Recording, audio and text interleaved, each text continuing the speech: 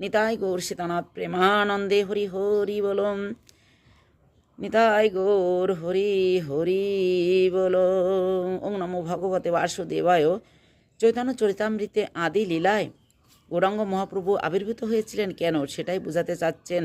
তিনটি বাঞ্ছা অভিলাষ করে তিনি আবির্ভূত হয়েছিলেন। শ্রী রাধিকার প্রণয় মহিমা কীরূপ, শ্রী রাধিকা যে প্রেমের দ্বারা আমার মাধুরী আস্বাদন করেন, সে প্রেমের কতদূর মহত্ব, আমার মাধুর্যই বা কীরূপ। আর একটা হচ্ছে, আমাকে অনুভব করিয়া শ্রী রাধিকা যে সুখ হয়, তাহাই বা কীরূপ। এই তিন বিষয়ে আস্বাদন করিতে অভিলাষ করিয়া শ্রী রাধিকার কমনীয় ভাব ও মধুর অমলকান্তি গ্রহণ করিয়া শ্রী শশী দেবীর গর্ভরূপ সমুদ্রে হরিরূপচন্দ্র আবির্ভূত হইয়াছেন, অর্থাৎ ভক্তরূপ ও গৌরবর্ণ হইয়াছেন। তাই এখানে বিষ্ণু তিন প্রকার। প্রথম বিষ্ণু হচ্ছেন কারণরূপ বাড়ির মধ্যে শয়ান প্রথম পুরুষ মহাবিষ্ণু।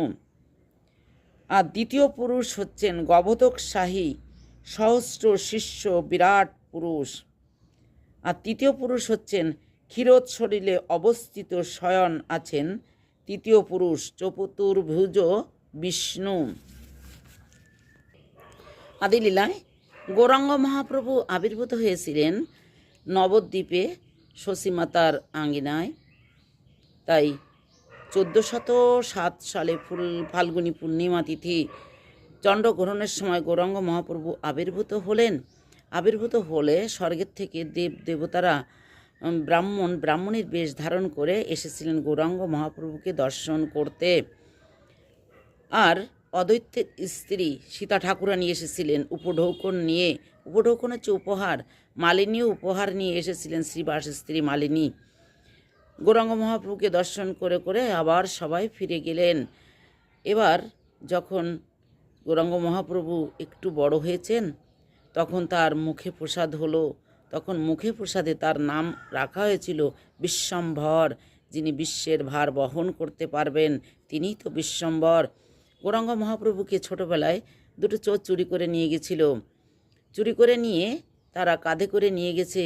নিয়ে তাদের চোরদের বাড়ি যাচ্ছেন, যেতে যেতে চোরদের বাড়ি আর যেতে পারেননি। আবার ঘুরে গৌরাঙ্গ মহাপ্রভুর বাড়ির সামনে আসেন। আবার এসে তখন চিন্তা করলেন, এ তো কোনো সাধারণ বালক নয়। তখন গৌরাঙ্গ মহাপ্রভুকে নামিয়ে দিয়ে তাকে প্রণাম করলেন। প্রণাম করে চোররা আবার পালিয়ে গেলেন। জয় নিতাই, জয় শ্রী রাধেশ্যাম। যদি কারো ভালো লাগে তাহলে লাইক দেবেন, কমেন্ট করবেন। জয় শ্রী রাধেশ্যাম।